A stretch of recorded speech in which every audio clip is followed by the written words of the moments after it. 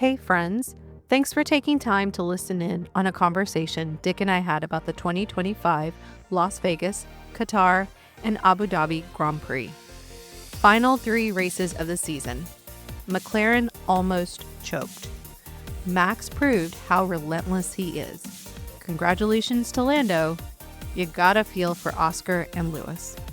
Consider this the first of a few different end-of-the-year analyses.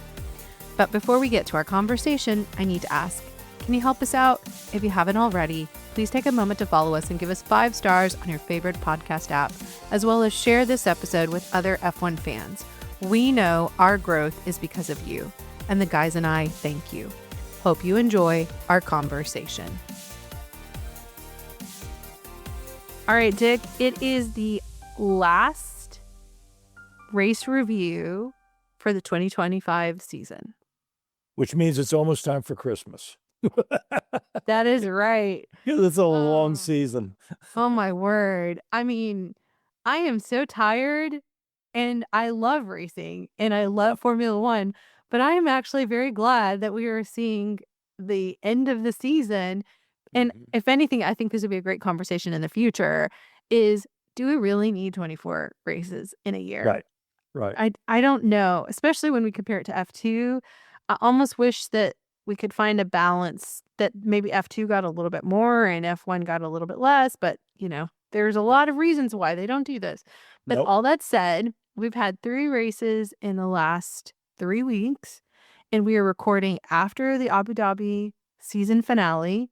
And I think it'll be releasing fairly soon. But, if it doesn't, it doesn't, because everyone knows we have day jobs.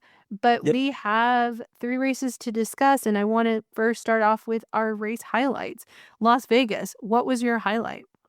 Well, for me, you could talk about what happened to McLaren as a race highlight. I'll let you do that. For me, it was watching qualifying. It was raining in the desert of all places. And those guys, man, they were having to pedal it in some pretty weird conditions, really low grip track. It was chilly. It was wet. I loved every minute of it. It was so damn much fun to watch. I thoroughly enjoyed it. And you don't get to see a situation where an F1 car is generally unstuck because of the low grip circumstances. Even when it's wet, those cars usually appear pretty stuck. But because of the rain, the streets are not really designed to deal with water. And the fact that it was, chilly and kind of a low grip situation, even when it was dry, it just made it a blast to watch. I just thoroughly enjoyed it. So that was mine. I love that you brought that up. I think everything you said, like, you can't see my face, but it's like chef's kiss. I was like, exactly. Because that weekend was so good for all those reasons. And if anything, we were watching, wasn't it the weekend before? We were watching a number of our friends who were karting. Yes. Kart racing. In Vegas. Was that Supernats or was it Supernats? Yeah. Supernats. Yep. And they got tons of rain that weekend. So all that water had been accumulating in the desert. And I just never would have thought we would have seen what we saw. But you're right. It was so good to see the Formula One cars and the racers and the teams all trying to grapple with this. And it was a beautiful quality. Like, in that sense, it kind of reminded me of Monaco in the rain. Yeah. Except it was at night. And so that's kind of cool too. Okay, so it's not technically a highlight, but it's like something that will always stay in my brain. For me, this race, which was the double DSQ for McLaren because of the blowers and the planks. I just remember, I think it was already a post-race show that F1 does. Someone said something like, oh, there's something going on. And I was like, what? And waiting to see, are we going to find out? And then, of course, it was so late, so there was no way. And then the next morning you find out. Yeah. Oh my gosh. And my heart just sunk for them, for both Oscar and Lando, knowing at that point, like, what? So I don't necessarily know that that's a joy, but it is something that I think I'll always remember. Yeah, unbelievable screw up on the part of the team. Just. Do you think it was a screw up? Do you really think it was? Okay. Yeah, I think that they were doing everything they possibly could to get as much downforce as possible because the surface was so low grip. And I think they just miscalculated. I mean, they were going for it. So, no disrespect there. That kind of stuff happens. But man, oh man, that was expensive. Could have been expensive. It wasn't Yeah. in the long run, but boy, oh boy.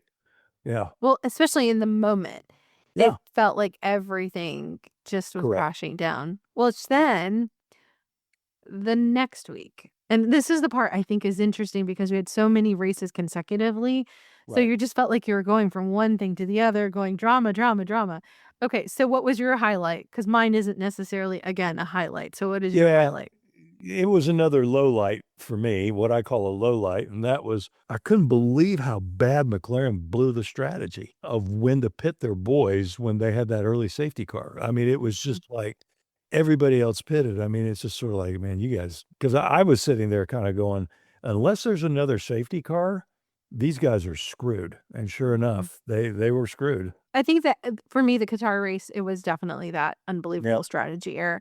And also, I was annoyed because of the mandatory 2 pit stop. And I felt like Mm. if that hadn't been there, the decision that McLaren had made, you just would have had a different context completely. Right. And I just was annoyed that that had been mandated and that it was, at least in my perception, it was an effort to try to create more challenges for the teams.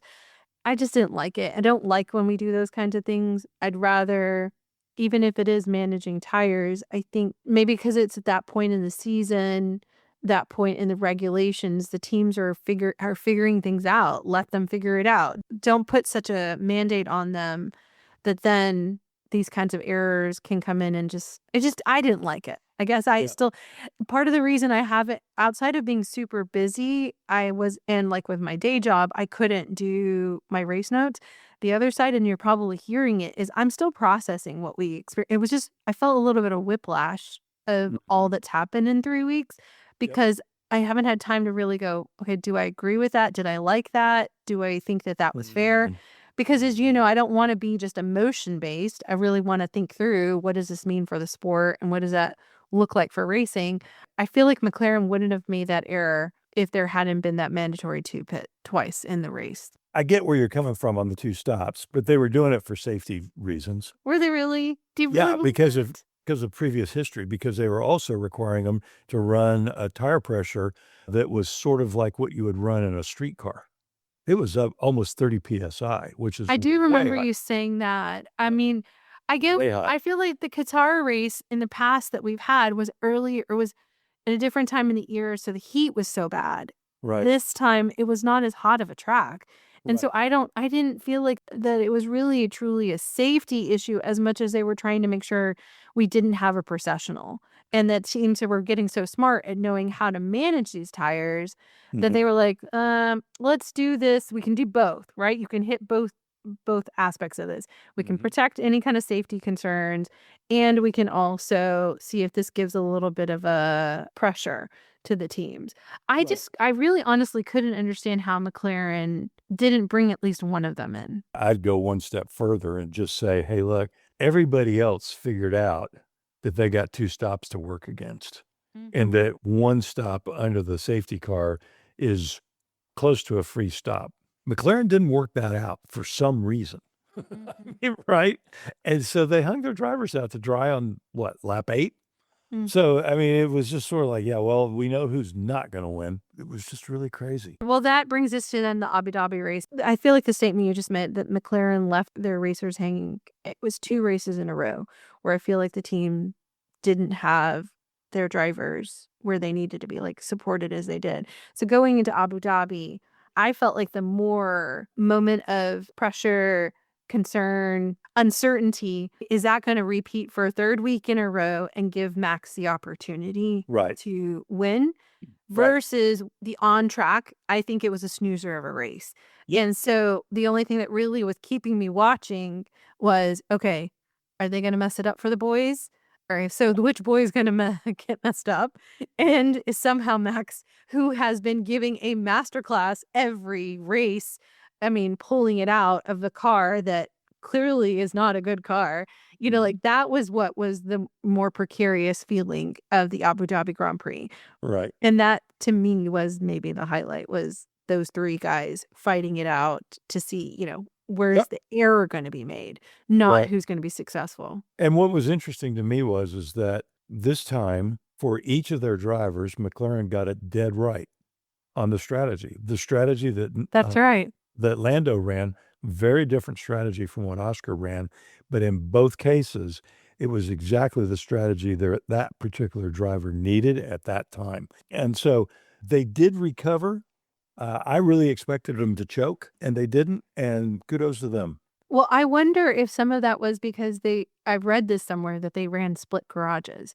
And with all the talk about these papaya rules and fairness and all that, I wonder if they made the right call, that in the interest of fairness, splitting them allowed them to work tactically and strategically at the same time, independent of one another. And so they weren't having to think about the other one's needs, but also realizing the other one's probably going to be approaching it in the same way. And hopefully they learned from their major strategic error of the week before. For sure. Okay. So that's our highlights. Going now to more of our team by team takeaways, I will say we are going to do, because everyone has seemed to enjoy it, our what I would call traditional driver and team principal report cards. Those are two separate conversations you and I will do. Yep. And that'll look at more of a retrospectively the full year. But today our conversation is really just going to focus on the team by teams of these three races that we've had over the course of the end of November and the beginning of December. So looking at McLaren, great segue from what we were just talking about, I'd say obviously Singapore decided their championship for the team.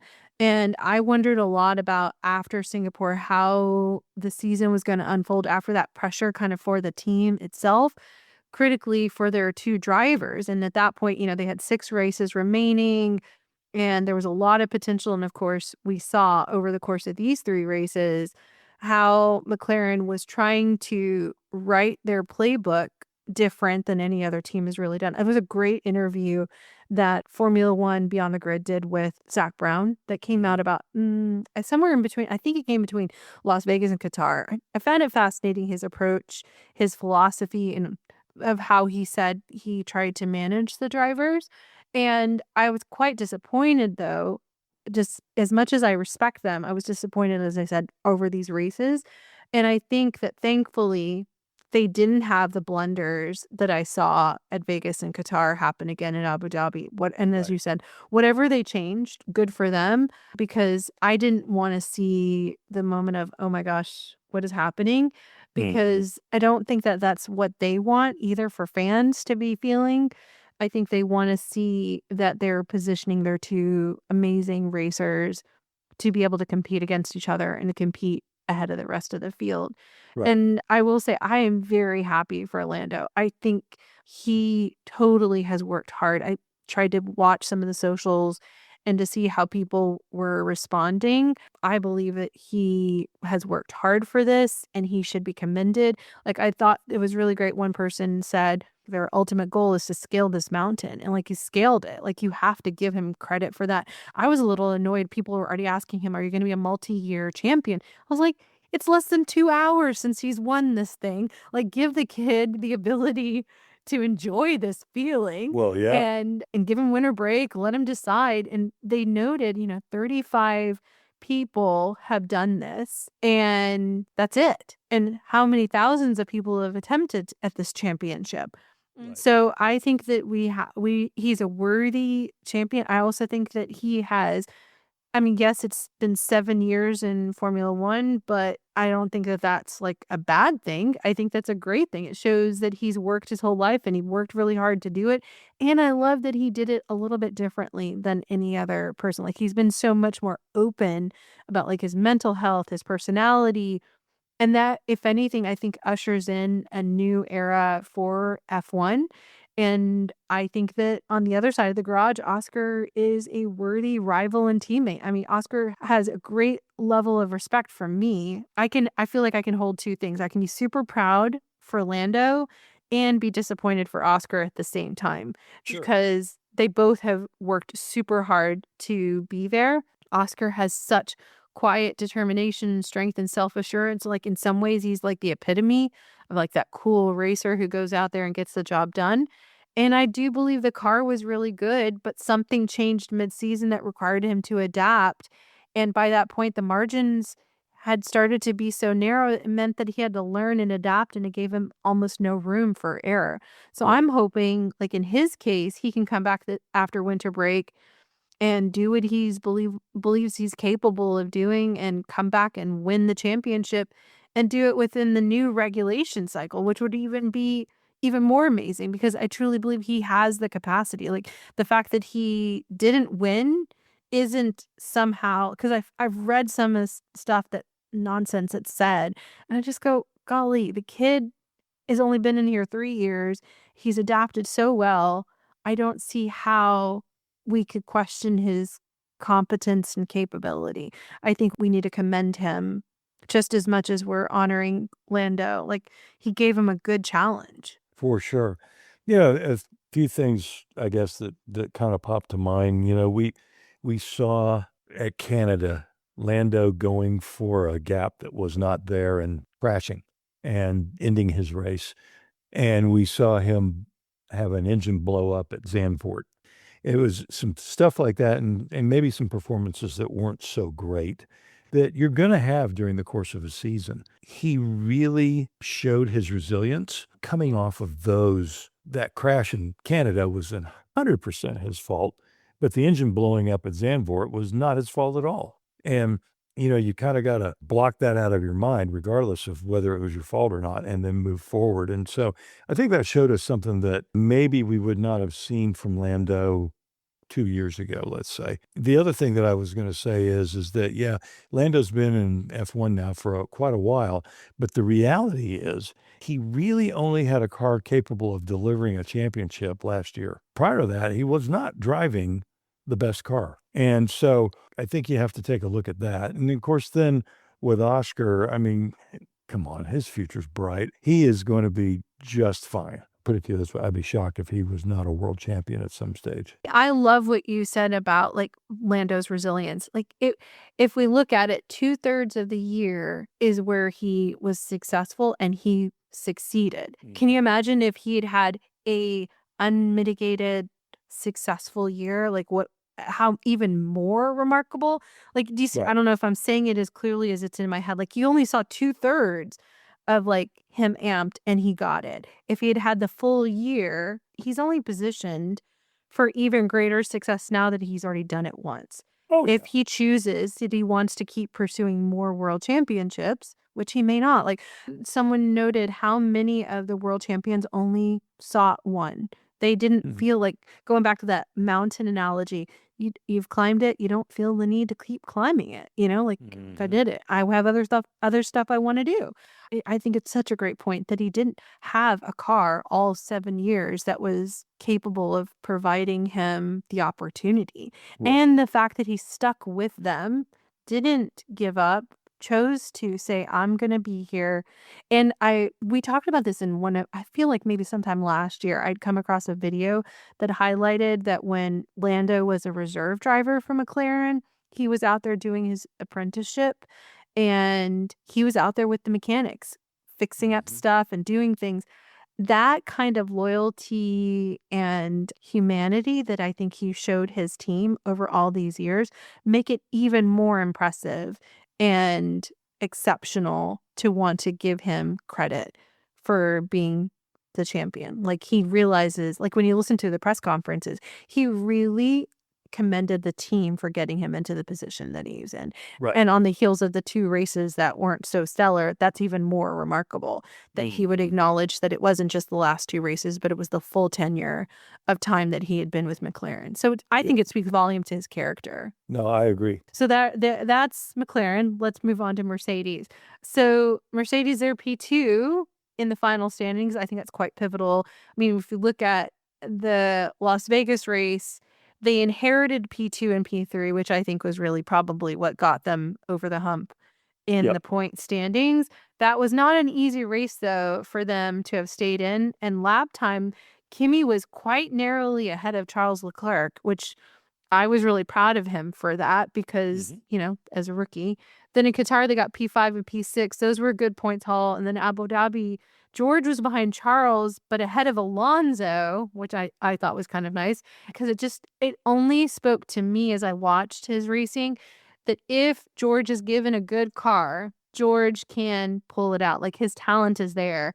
And so with all the talk of their engine for next year looking to be the one that all the competitors are going to potentially be knocked out of the water. It was really nice to see George as a great racer in waiting and Kimmy maturing over these last few races and over Mhm. the season. I want to believe that they're poised to be dominant and resurgent, really. Yeah, And I feel like these races show you that. yeah, and the thing is that they're finishing the season strong, and everybody expects them to be like the top dog next year.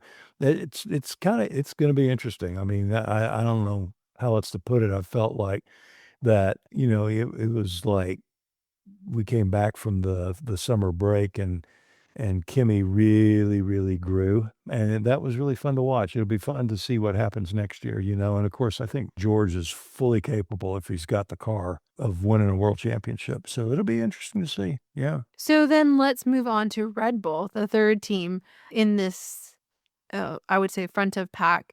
I feel like this month was really two stories for Red Bull. Max making sure he got back into contention for the championship, like no holds barred. And then the ever present sword of Damocles over Yuki's head that eventually fell right before Abu Dhabi race, which as the month went on and you saw Max's amazing determination and skill on display, you also saw Yuki's confidence shattered.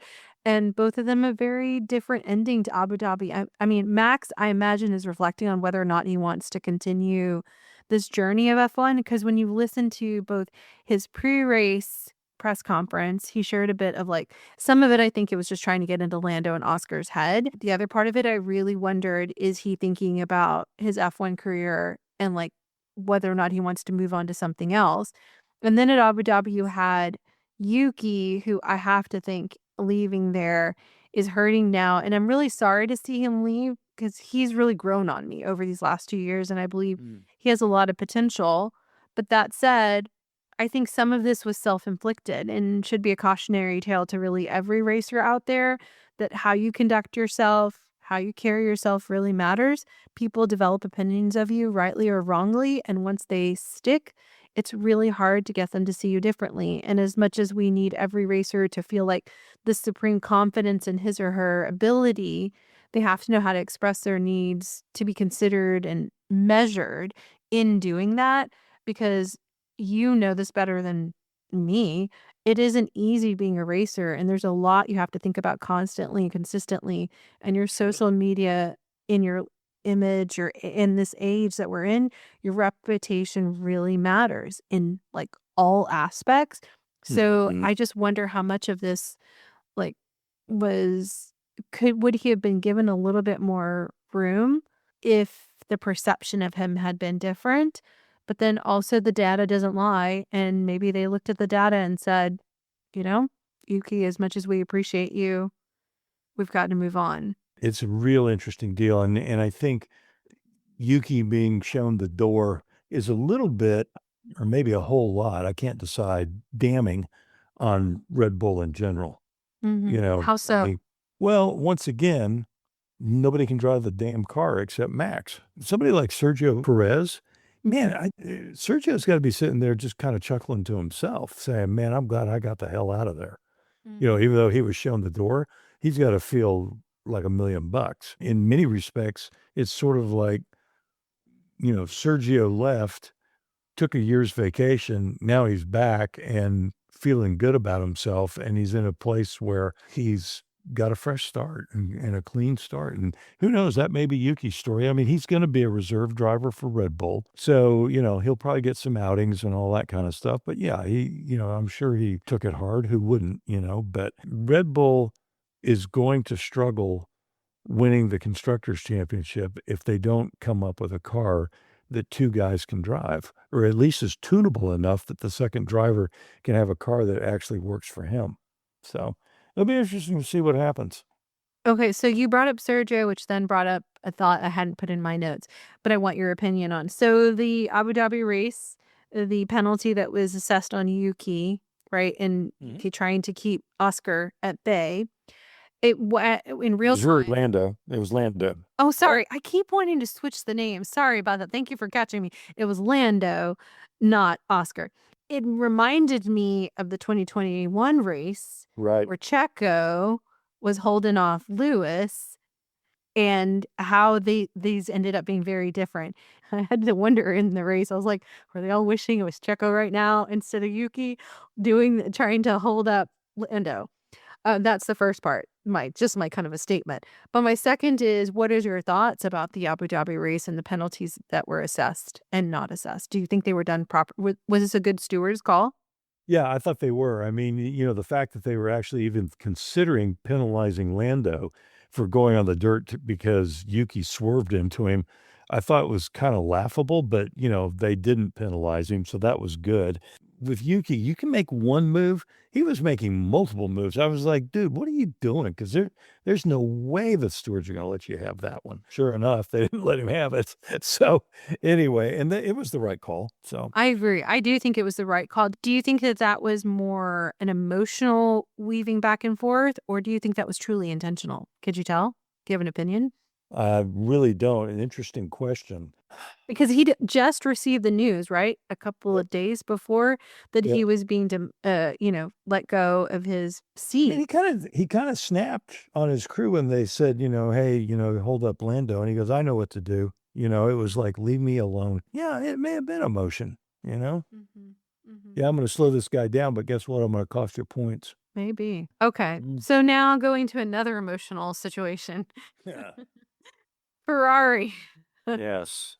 Oh my goodness. When we look at the way the standings were over these three races, I mean, it's sad, especially when you look at Lewis's Hmm. standings. I just feel such heartache for him because if you were just coming to the sport, you would have such a misunderstanding as to who Lewis is. Kind of the same argument I know you would make about Fernando. And so this has been a painful year. I mean, Yep. I read that Lewis said he's literally going off the grid for winter. Like, I'm not taking my phone. I thought, good for you, Lewis. At least you understand your mental health needs it Yep. for the next few weeks. So what I don't think that the stats truly display is that both of these racers really fought hard to earn the points in a car that should have been so much better. I mean, both of them Hmm. have the pressure of not only their dreams, but the history of this team and the Tifosi expectations.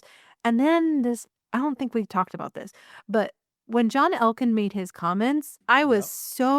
have to be clear, I was annoyed and a little frustrated. I was like, this is very much corporate speak, and it's not a leader unifying his Right. team. I was like, are these comments even necessary? And if they were necessary, shouldn't they have been behind closed doors?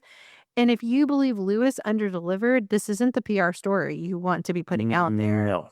Right? It No. actually reminded me of Laurent Rossi's comments when he was running Alpine in, what was it, 23? Mhm. And now that more of the story has come out about all the internal chaos and turmoil under Rossi's leadership, after listening to Elkin's comments, I started to wonder, I was like, what's going on at Ferrari? Have they yet Right. again turned into that circular firing squad, not so much at the team level as much Like as the the leaders? leadership.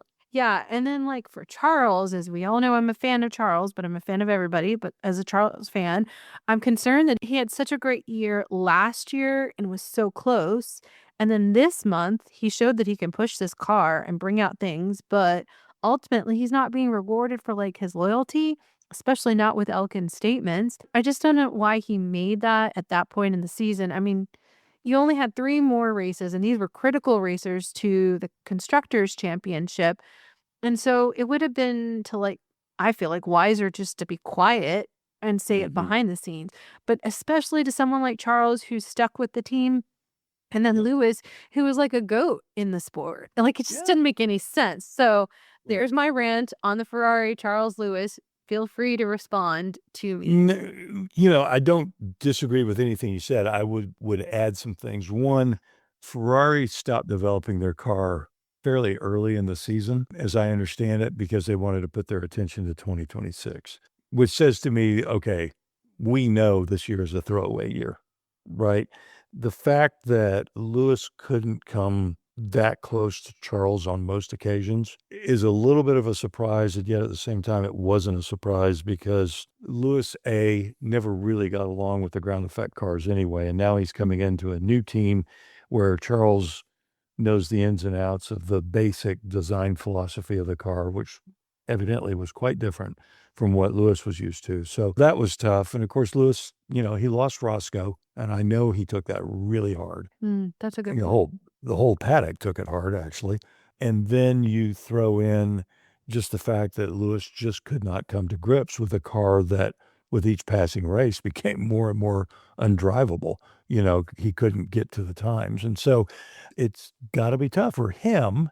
Like you said, him taking a month and going off the grid, probably super, super healthy. Now, contrast that with Alonso, who clearly did not have that great of a car. I mean, he said the car was demon possessed when they asked why he spun at Qatar. Oh, it's got a demon. you know, typical Fernando, right? But where was he on Tuesday? He was at the Aston Martin factory in the simulator. He's already getting ready for 2026. He's like, yeah, I don't need a break. It's, time to go win.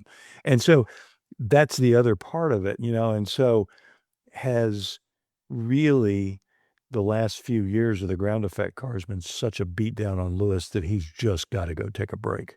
You know what I mean? So Yeah. anyway, Yeah. it's a real interesting contrast from, the two most tenured drivers in Yeah. the sport, and Fernando and Lewis. So Yeah. And they've gone through multiple eras of the Right. sport. So that gives a very different perspective for them. Right. Yeah, I like that contrast. Thank you for bringing that up. Yep. Yeah, I think that it'll be interesting to see over these next few weeks what we're hearing about both of them and how they're handling the winter break or not hearing about their winter break. Right. Okay, so then moving on, I think it's next is Williams. So all I will say is I think Carlos and Alex, this is the moment, like these three races, they squeezed out as much as they could individually out of those cars on those tracks that I don't know were necessarily suited for their cars. You can correct me. Maybe one of these three tracks was good for their car, but it felt like, man, they were doing their best. And of course, Carlos got his podium that in Qatar, which that felt so great again to see. And I just was really proud of him for how he's handled this month, but also, of course, we'll get to this when we get to our report card, but the year. But your thoughts? No, I agree. I mean, I love the fact that Carlos got a second podium, in 1 year for Williams. That's the first time that that's happened for Williams in years, where they had 2 podiums in a season. No, I'm just real pleased to see that team clearly in a state of being resurgent. We'll see about next year, but it was good to see. And I will say this, I felt like both Alex and Carlos really performed exceedingly well race after race after race. Now, it may not have always shown in the results, but those guys, I think, did an absolutely superb job. That was my take on Williams. Yeah. Well, then moving on to Racing Bulls, I think that this was a month that I would say they probably weren't very excited. I have to wonder if the length of the calendar and the time zone hopping, in addition to the tracks themselves, maybe not being the best for their car was a big factor in how the team and the racers performed. Because, like, when you looked at their standings, it was just a little. I mean, Isaac did better, it felt like, in some ways, but then it wasn't like a standout stellar month for him. I just think it's grueling for both of them in the high pressure because neither of them knew until right before Abu Dhabi whether they had a seat for 26 and where that seat was actually going to be. I don't think we questioned Isaac was going to be in a seat. It was just where. And that, I would imagine, is like a looming thing that you're thinking about and you're wondering, am I doing the best that I can to prove that I need to be moved up to Red Bull? That's all stuff that I think that it wasn't probably the best for them, but I'm glad that they got through the month and, the team got the points that it could, and they'll just move on to the next year. Yeah. I had this random thought because, I'm a little bit of a frustrated comedian. Really, the second seat at Red Bull, that driver should just be referred to as the CIO. Now, most people would think CIO stands for Chief Information Officer. I would submit to you that if you're at Red Bull, it stands for career is over. Just saying. Oh, that's so bad. That's You know, so bad. That's yeah. so bad. It kind of shows the whole deal, though, as it does her. Oh, I hope that when Isaac gets in there, he breaks that curse. But Yeah, I'd well, it'd love be to see great if it. he did. I'd love to see it. Yeah.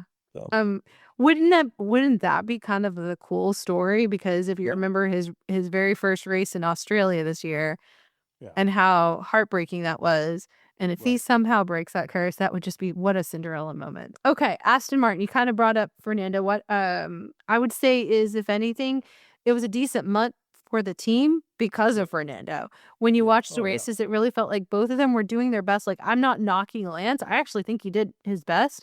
And I also felt like each weekend free practice gave us hope that somehow they were going to be doing better, that ultimately didn't show up on the Grand Prix weekend. I don't know. I just don't understand why. I don't know if you know this answer, but it seems like maybe they switched their priority to the 26th season. But I feel Oh, like yeah. they were coming to these races, seeking to improve more from the setup than they were from the development. So you tell me what your thoughts Absolutely. are. Yeah. I mean, number one, the team acknowledged that the fastest thing about that car was Fernando. And, it's a little bit like the Red Bull and Max. I thought that was good. They asked Fernando if the fact that Adrian Newey is now the team principal, if that had a difference. And he said, oh, yeah, for sure. And they said, well, has he made some changes to the car? And he says, no, but he did touch it. So, you know, that was his way of saying, "Hey, for whatever reason, the car's a little bit better." But throughout the year, Fernando has been saying, "Hey, we're fast on Friday, slow on Sunday." And I think a lot of that has to do with the fact that the car was just not very easy on tires, apparently. I don't know that for sure, Oh. but I think that's basically what happened. And you could just see it. There's a stint would wear on that the car became less and less competitive. I think that was basically the deal and what he was alluding to. But yeah, Mm. I think you pretty well nailed it. I don't honestly, I mean, Lance is going up against a guy who really, in many people's eyes, is the best guy out there in the field. Certainly top three in the field. And so it's no knock against Lance, but I mean, Fernando is, I think, carrying that car on his back, quite frankly. Mhm. Yep. Well, and especially this month, Lance had a DNF, and then but he did at Abu Dhabi, he got P10. So, Yeah. I mean, you've had the full spectrum, I guess, of didn't finish, and I at least got some points, and then Yeah. he also had a race in there that it was P17. Like, it was just a roller coaster for him, and I Yep. didn't because we're not looking at the full year. I want to hopefully be able to, by the time we get to the report card, look at the trajectory of the whole year. Where did he end up each race? Yeah, it's just, I feel for them, but hopefully they're getting it all together for 26, which Yep. leads me next to Haas. I think that it was for them too a grueling month, but hopefully they got some good learnings and we'll be able to come back better next year, further in the pack, despite it being an entirely new car. Because what I've been impressed with is that they have figured out how to address their issues that probably were underlying a lot of their problems, and they Mhm. just do it kind of quietly. They Yep. don't make a lot of fanfare about it. They're just heads down, let's just get it done.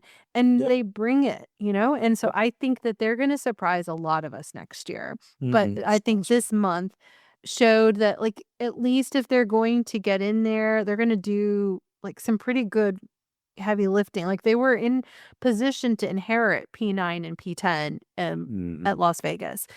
Considering what we said about like how hard it was for quali and all that, I think that that's commendable. Yeah, absolutely, and I've developed a real appreciation for Ollie Behrman. I mean, that guy, I don't think he's gonna be at Haas real long. I think he's gonna wind up in a Ferrari before too long, depending on when, Lewis decides to retire. But that young man, I think, is gonna be something pretty special. Well, and Pierre did, I mean, sorry, Esteban did a great amount of like in a lot Yep. in race Yep.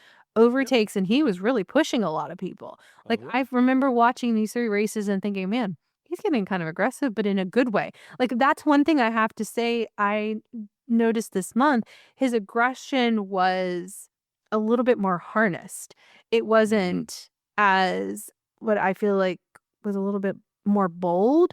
It was more calculating. And I thought that Yeah. that was really good for him. I was really impressed by that.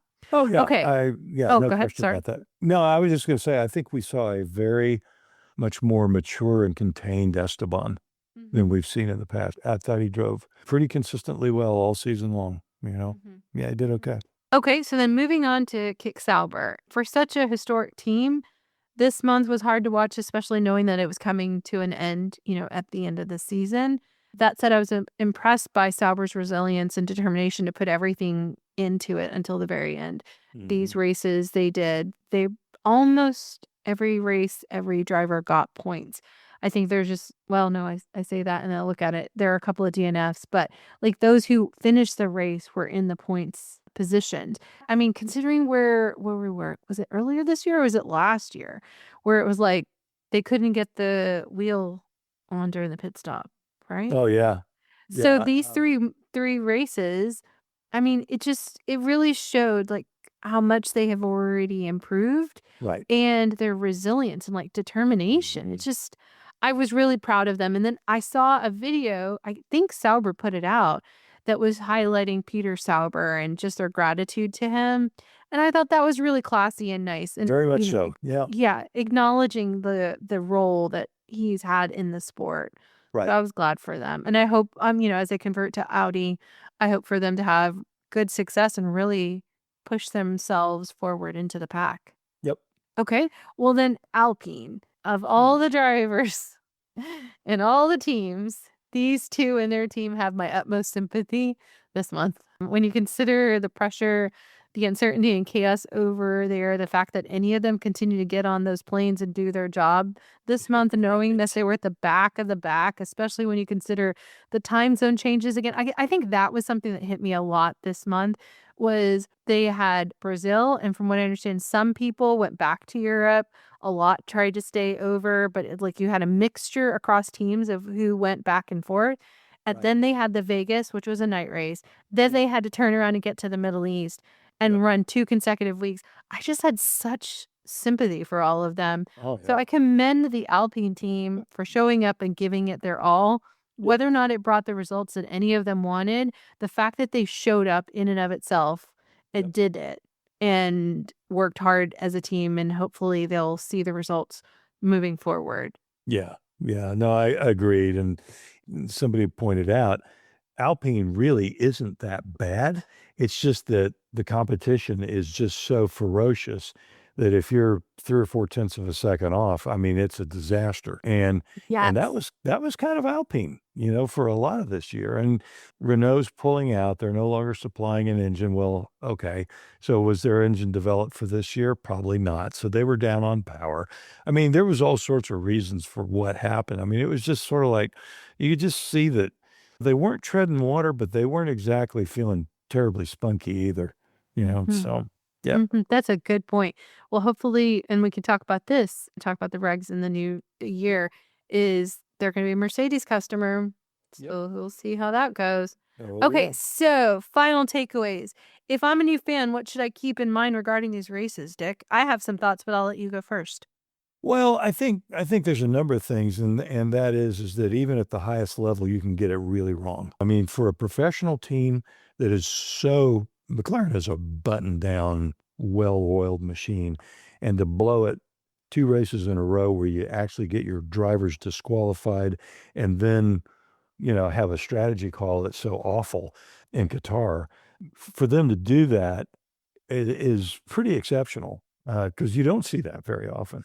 And then, of course, they got it absolutely right in Abu Dhabi, and it was really funny because when it was all said and done, my son Derek looks at me and he says, "Well, maybe we can hope for, both of the McLarens to get DQ'd just to keep the string going."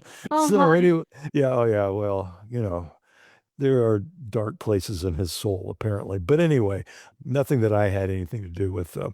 Uh, so, but I think seeing that was part of it. I think, McLaren. I think also the fact that you are seeing a supreme talent in Max Verstappen driving not the best car, and yet taking it to very talented drivers with the very best car.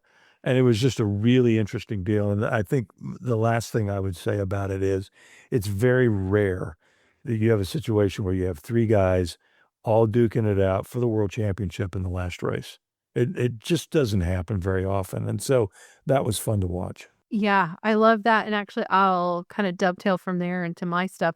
I think that I like the fact that you pointed to the 3 racers who were viable contenders for the championship because that's not usual, and it's something that really should be lauded, and it's something to honor when it comes to every single one of them, right? Like, 'cause Yep. they're unique, and I love how you pointed out one who is just a talent in a car that isn't great, and then 2 that are also talented in a car that is great. And like Yep. that and the intra team versus inter team rivalry, all of that is just it was a great thing to see in these Mhm. last 3 races, Yep. how that all came to play. And then the rest of the grid, I think, is actually very strong. And I love how you pointed that out with the Alpine, because we should be impressed with all of these guys. They were not crashing because they Yep. were not the premium talent. Rather, they were crashing because they were pushing their cars to the limit or Yep. even trying to wrestle some cars that were really not optimal for the Yep. racing situation. Yep. That you don't see happen like that all the time, and I do think it's because we're at the end of the reg cycle and because of all the efforts that have been made.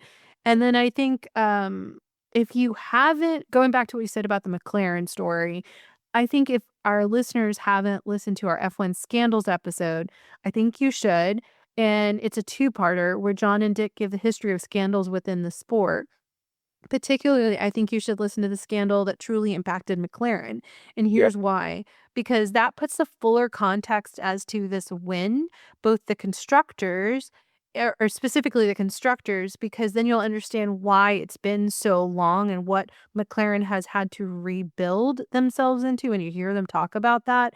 What does that mean? Where did that come from? And, like, why this constructors win is so good, but then adding on to that, because, really looking at these last 3 races, if you go and listen to the F1 Legends series that Dick and I did, take note to the episode that Dick talks about Lewis Hamilton and his connection to McLaren, and because Lewis is the last McLaren driver to have won a championship, it'll help you to see more as to why this Lando McLaren win is so impactful, and Yep. it's a moment in the history of the sport.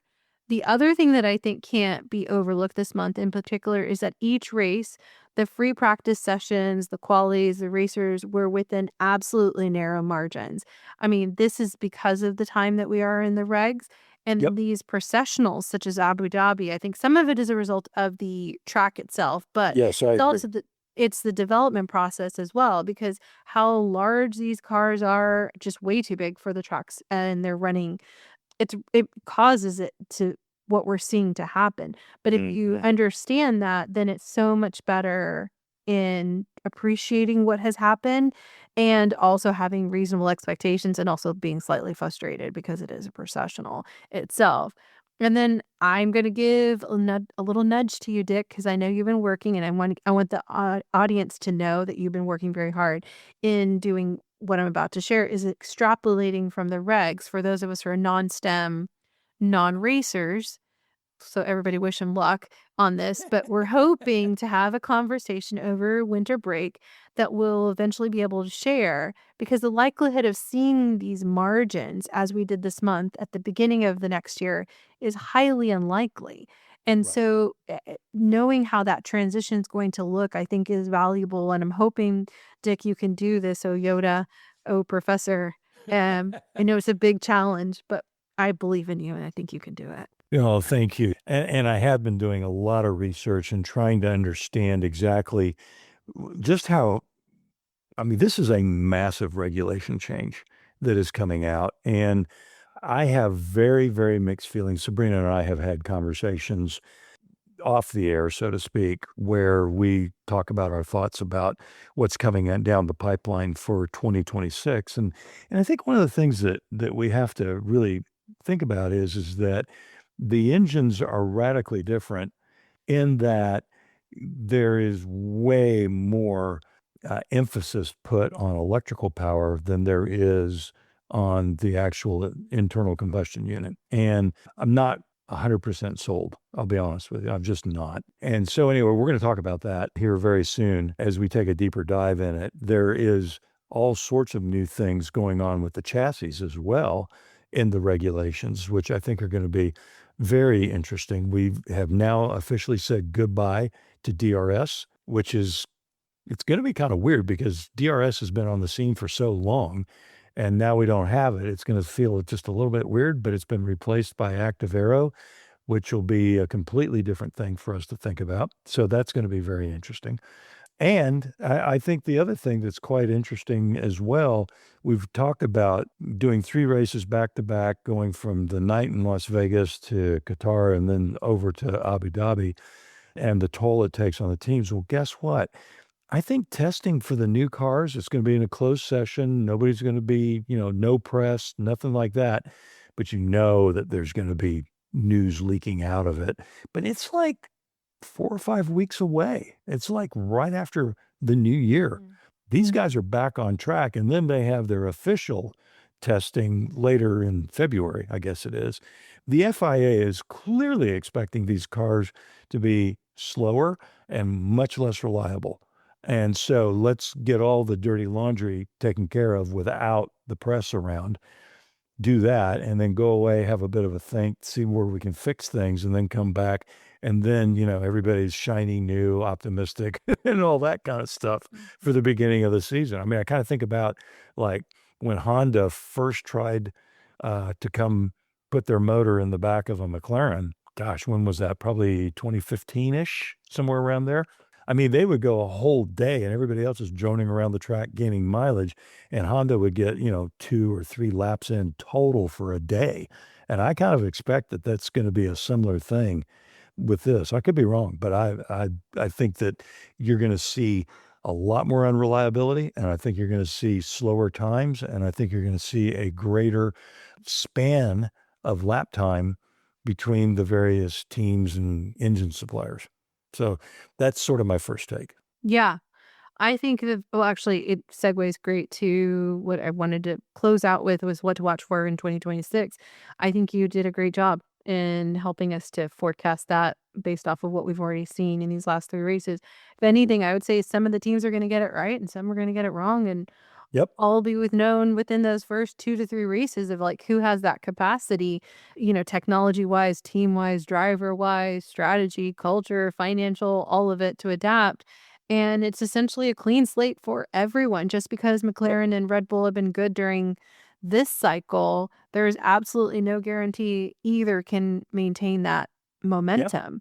And I loved that you pointed out that the whole chassis business, the regs on that and the power unit, because you're right. I'm okay with the chassis regs based off of what I've read, but I've not done a deep dive and I neither have the capacity. That's why I want you to do that for all of us. And then I'm not a fan of the power units at all, but that's hopefully a discussion that we will have, that we will then unpack and help everyone to understand. But I know this about you. You will try to be as unbiased in your presentation of this information. Yeah. No, I'm going to be very outspoken, quite frankly. Yeah.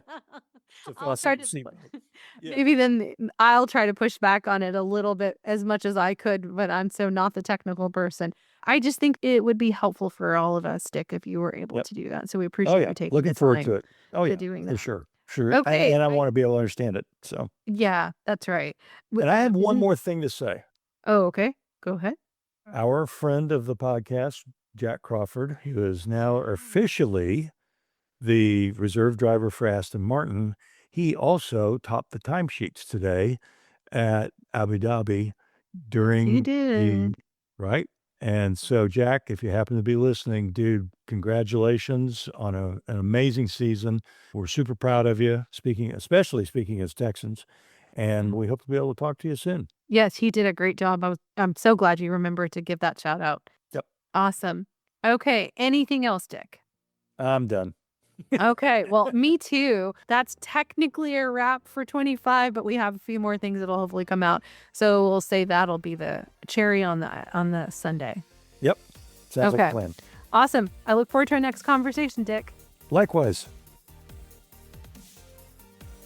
Okay, friends, what did you think of our conversation? Drop me a line via email, sabrina@2guysaGirlandF1.com. Can you help us out?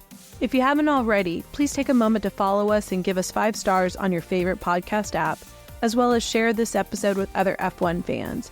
We know our growth is because of you, and the guys and I thank you. And with that, let me say, we'll keep talking and you can keep listening in, because we're just 2 guys, a girl, and F1.